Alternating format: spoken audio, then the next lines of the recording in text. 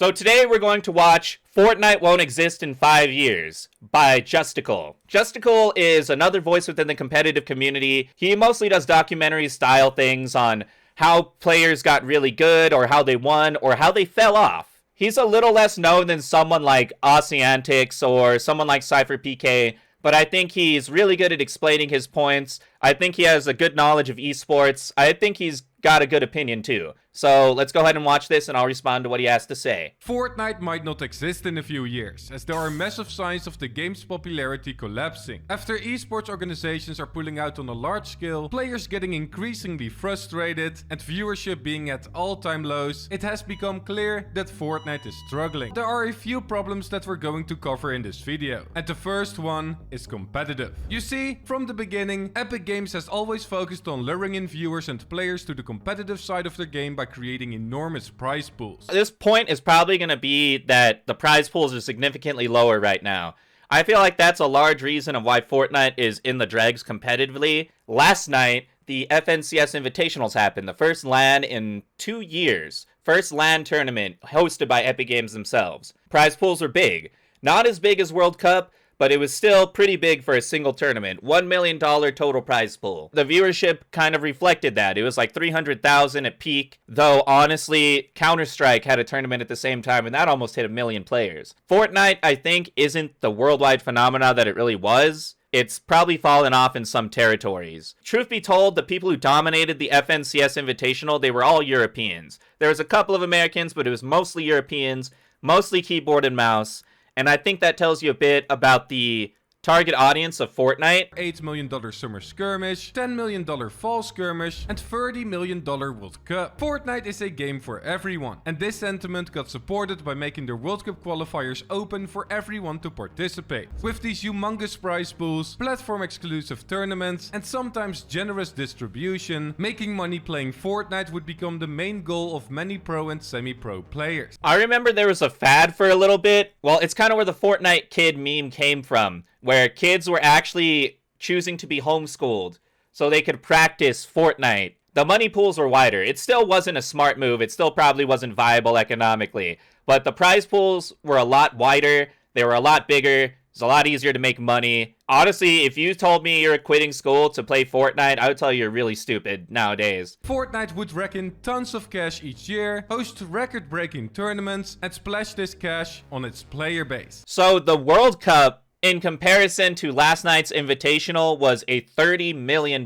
prize pool. It had 2 different sets of tournaments. It had a single and a duo. Last night only had 1 set of tournaments, which was duo, but it was only $1 million prize pool. That's 15 times less than it was during the World Cup period, only 2.5 years ago. Epic Games would slowly decrease prize pools and its distribution over time. Nowadays, the prize pool of one of the biggest LAN events coming up since the World Cup is only $1 million.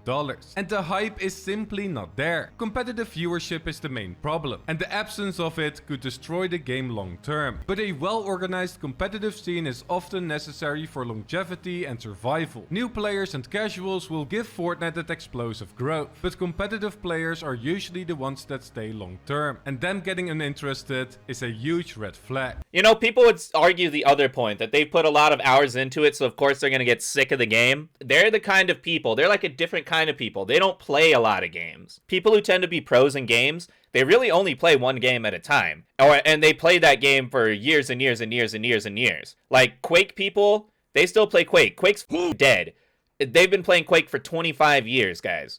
That's how people are. League of Legends people, they play the game for decades. If a game is good, the pros will still keep playing it. You really do have to worry when pros are quitting. Viewership of the official Fortnite broadcast for any competitive event is on a steady decline, and many are blaming the boring Fortnite Championship Series format and lack of storylines as the main cause. I would say another part of this is that because the pros quit, a lot of the rivalries in Fortnite have dried up. A lot of the really big rivalries aren't there anymore. The beefs have been squashed.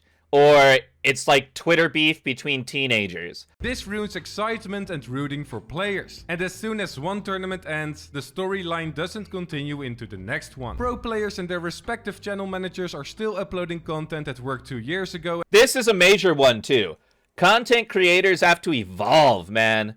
A lot of the people who come up, You know, they're new to the scene. They're making the same videos that people were making 2 years ago, 3 years ago, and you can kind of see it reflected in the views right here. Like, you go from 700k views to 31k, 43k, 42k. And it's not as though the players are worse. It's not as though the gameplay is worse. It's like it hasn't evolved. It's like it's the same video. A lot of the build Fortnite clips, if you don't know what they're actually doing, it's like calculus, man. You don't even know what it is. You don't even know what you're looking at to actually be impressed by it. And the final nail in the coffin is esports organizations pulling out. Now, Fortnite has never been a favorite among professional gaming teams as support from Epic Games, profit, and competitive integrity was always missing. I think a large part of that for the esports teams was the volatility of the creators, bro. The creators in the Fortnite scene, my god, they would like peak high and then just blow up, just completely stop. As an example, TSM in the very beginning, they had 4 people who they were talking about being a pro team. 3 of them were content creators.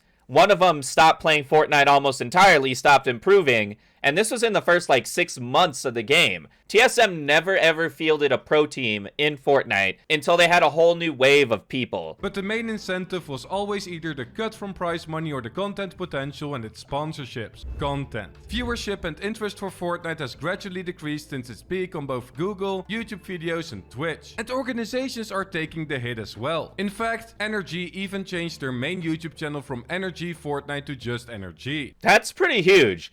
The gradual decline of Fortnite, I think that's just kind of inevitable. I think the real problem is that Epic Games themselves kind of failed to maintain the audience by deciding what they wanted build to be. They just let it be this crazy thing where everyone had 999 mats, you know? To me, the 999 material count in public lobbies is kind of picturesque of Epic Games' failure on this game. It's only like that because the numbers can't cycle to 1,000, you know? They just never took the time to restrict that or change that number or say, hey, you could only have 25 of each type of build material. They never made that decision. And they are one of the many teams that over-leveraged into the success of Fortnite. These organizations pay their players inflated salaries, don't focus on innovating content or understanding trends, and ask the bare minimum from its creators and professional players. Views are down across the board. Just take any popular creator who still uploads or streams on YouTube or Twitch, and you'll see most of them losing viewership. I don't want to call people lazy because, you know, a lot of these content creators that are bigger than me are better than me at this game.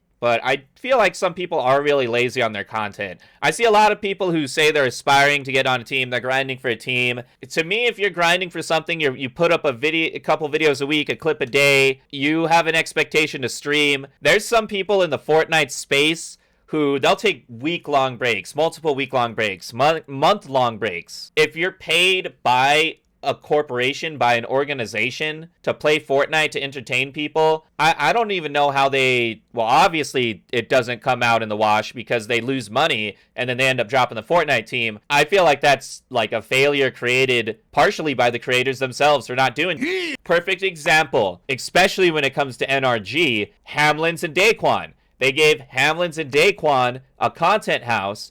Hamlins and Daquan brought out all their friends to this content house, and they made content for like a month and a half, and then they just stopped making content. They just didn't promote it like they should have. They weren't doing the legwork as creators. Even if you gotta struggle, man, and the excuse was that the internet was bad, what I gotta say to that is, bro, that's not an excuse. If you really want to make it work, you make it work. A lot of the content creators, I feel like they get that signing, they get that blow up, and then they want something for nothing after that. TikTok and YouTube Shorts, as that seems to be bringing in quite the interest. There hasn't been a single Fortnite YouTuber that has blown up in the last year, apart from maybe Rex, but he got pushed more by CypherPK than the YouTube algorithm. That is definitely true, right? Rex makes good content, but he got picked by Cypher. I honestly don't know how Cypher found him, but Cypher has a good eye for content creators. With the kind of content he makes, he would probably grow faster on many other games. Fortnite is just, it's hard, man. It's established. The appetite isn't really there. The people that are still here on Fortnite, they have the content creators that they prefer, and there's a lot of them. Enough for them to watch all day.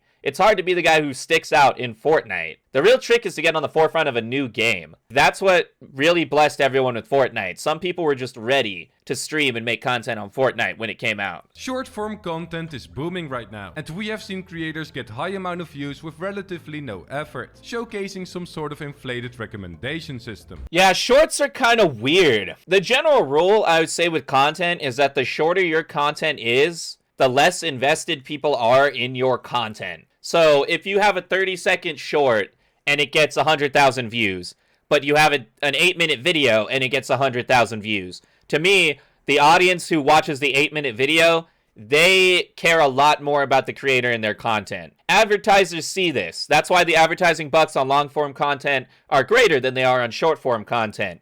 YouTube, in a bid to kind of be an everything a video app, it has to emulate TikTok. The attention span of the average viewer has considerably shrinked, and I think that's kind of in part due to the newer generation of YouTubers like Mr. Beast. They don't even have an intro, you just get to the point. Within 10 seconds of a Mr. Beast video, he's already in the coffin, in the floor. Underground. I have never seen more people boast about getting high views on shorts, even people who couldn't care less about creating content. So how long will this last? And will it help Fortnite viewership grow and survive? That's something unsure for now. However, what I do know is that creators are out of ideas. When I say late stage, I mean that something is kind of in the last legs. It means that people are so inoculated to that form of content that they need it in the purest, most distilled form. Think about Breaking Bad. The blue stuff, that's what shorts are. People have taken so much Fortnite, they need the blue stuff. They need the good. Yeah! To me, it's a bad sign. Shorts, to me, I don't know how good they are for content creation in general, especially when you try to mix them in on YouTube with longer videos. I feel like as a YouTuber, you have to trend towards one or the other with how you create content. Either you do shorts and you completely eschew the long form. Your long form isn't nearly as good. Or you make long form and your shorts are really just a byproduct of your videos. It's a weird dichotomy. Especially if you're a struggling YouTuber, you're an up-and-coming YouTuber, you're a one-man operation. You can't do everything at once. Everywhere you look, you see fans saying that the game is dead. And although this has been a trend on YouTube and among the player base for 2 years ago, Sunny V2 made that 2 years ago, probably 3 years ago now. This was like at the start of chapter 2, I think, when he made that video. Now, according to the website's player counter, Fortnite is still on top, as more than 2 million players play the game. But these statistics are estimates, and do not accurately reflect the general popularity of the game. The real truth is that nobody can really know for sure how many players are playing this game every day, every week. On PC, at least, it's launched from Epic Launcher. It's launched from the Epic Games Launcher. So they hold the numbers. And they don't have to tell people the numbers. In terms of console generally doesn't reveal the numbers of players that are playing a game, though you can kind of go to their stores and see what games are trending and kind of get an idea of what's hot, what's not. Fortnite is generally within the top 5 of downloaded games, of most played games. So it's still very, very popular. The ways in which it's popular are different. There's so many different modes. There's Save the World, there's Creative, there's Team Rumble, there's many different battle royales. There's even the competitive. Yes, still there's the competitive. There may be a lot of players playing it, but they're all playing a different kind of Fortnite. It's working its way to being more and more of a platform. Chapter 4 was just announced with the FNCS Invitational, and the big thing to expect is first-person mode. So that just adds to Fortnite wanting to be an everything game. Not only can you play all these game modes, pretty soon you'll be able to play them in first person. At this rate, I don't see Fortnite existing in 5 years, as Epic Games also has a track record of leaving games for dead if the next big thing comes around. And if they or competitors develop that new viral game, the updates and attention for Fortnite could stop. Now, the majority of the Epic developers could certainly abandon Fortnite within the next 3 to 5 years. But as long as the game remains profitable, it will be alive. Paragon was not profitable. Unreal Tournament was not profitable. Fortnite, insanely profitable. Still, it's getting progressively more profitable. That's the weird thing. As the player base drops off, the people that are still here are putting more money into the game. Fortnite is getting more crossover sponsorships. They're getting paid by people like Disney, FIFA, Other games like Rocket League are collabing with them. So you have people coming in from other games to temporarily buy cosmetics. And they're paying less in competitive, so that helps pad the pocketbook, you know? The first option that is coming relatively soon is Creative 2.0. This revolutionary implementation could possibly change Fortnite and gaming forever, as it would basically be Unreal Engine plus Fortnite assets. CypherPK usually believes in this development, and thinks that it could result in the same resurgence as Minecraft had. But the execution is vital. It could definitely be the second renaissance for Fortnite, but yes, execution is vital. Creative as it is right now is not the most polished game mode. It's still very glitchy. In terms of content, creative will definitely be the future of Fortnite. It's essentially going to become a game development engine. That really leaves competitive players out in the cold.